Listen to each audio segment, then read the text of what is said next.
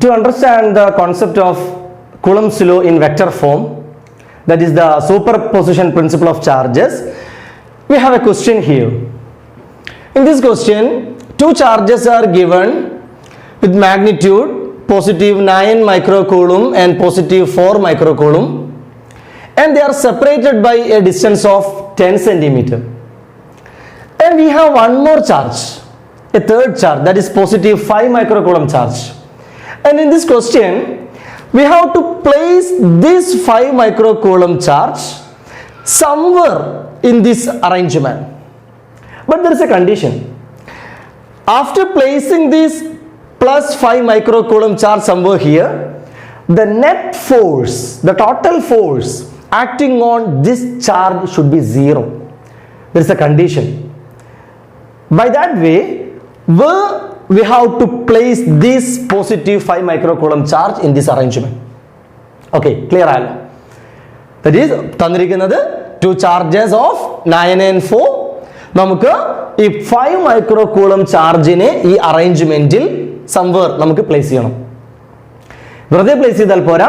There is a condition. The net force F net should be 0 on this charge. അപ്പോൾ net force 0, vector some 0 എന്ന് പറയുന്ന ഒരു concept നമ്മൾ ഇതിലേക്ക് apply ചെയ്യാം.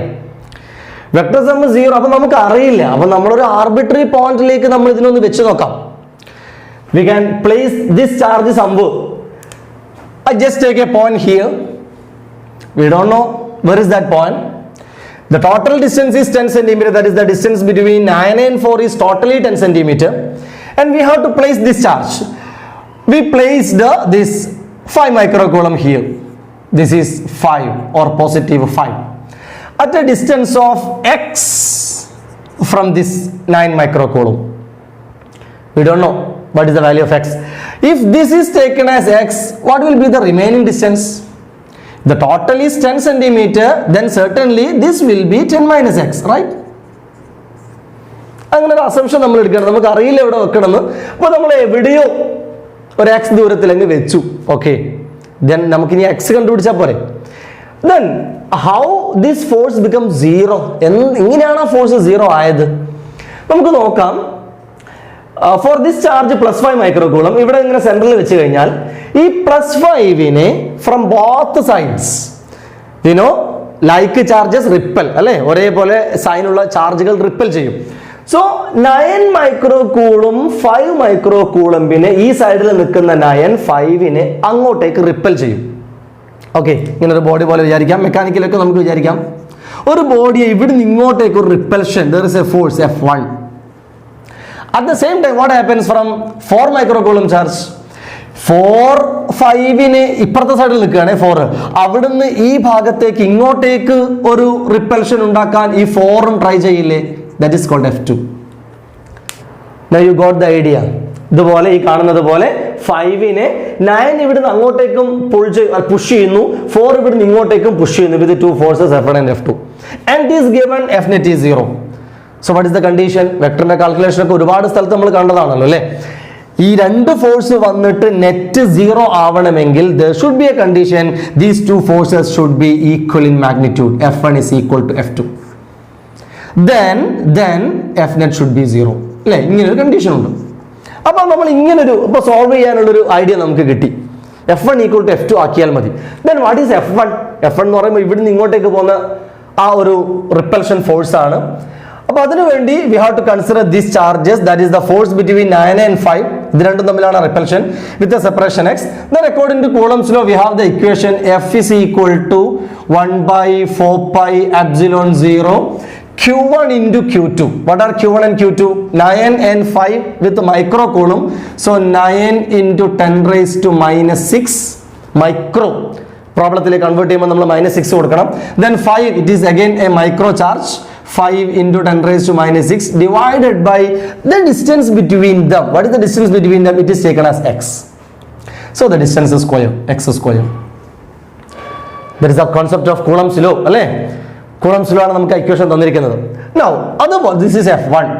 അതുപോലെ നമ്മൾ F2 എഴുതിയാലോ? What is F2? F2 means the repulsion force by 4 microcoulomb acting on 5. അല്ലെ 4 5 ഉണ്ടാക്കുന്ന ആ repulsion. So again according to the same law the equation should be 1/4πε0. Again the product of charges. Now what are the charges? one is 4 and the other is 5. So 4 into 10 raised to minus 6 into again 5, that is 5 into 10 raised to minus 6 divided by distance between them. What is that?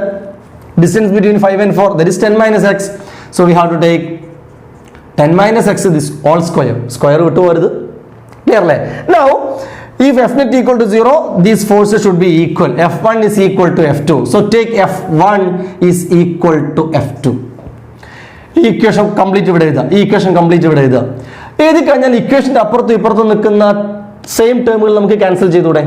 അപ്പോൾ എഴുതിയതിന് ശേഷം we can cancel this 1/4πε0.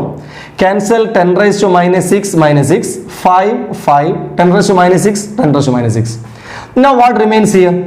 9 by x square is equal to 9 by x square. ബാക്കിയെല്ലാം cut ചെയ്തു പോയി. ഇവിടെ ഉള്ളത് 4 divided by 10 minus x the whole square. Solve ചെയ്യുമ്പോൾ x കിട്ടും. ഇതിലൊരു x എന്ന അൺനോൺ മാത്രമേ ഉള്ളൂ. ഓക്കെ, സോൾവ് ചെയ്ത് വി ക്യാൻ ഫൈൻഡ് എക്സ്. അപ്പോൾ ഇവിടെ വീണ്ടും ഞാനൊരു ഷോർട്ട് കട്ട് പറയാം, ചെയ്യാനൊരു എളുപ്പം പറയാം. ഇത് നേരെ നിങ്ങൾ ഇങ്ങനെ ക്രോസ് മൾട്ടിപ്ലൈ ചെയ്ത് ഹോൾ സ്ക്വയർ എടുത്ത് സോൾവ് ചെയ്യാൻ പോയാൽ അതൊരു വലിയ ഇക്വേഷൻ ആയി പോകും. So there is again another trick. Take square root on both sides. രണ്ട് സൈഡും സ്ക്വയർ റൂട്ട് എടുക്കുക.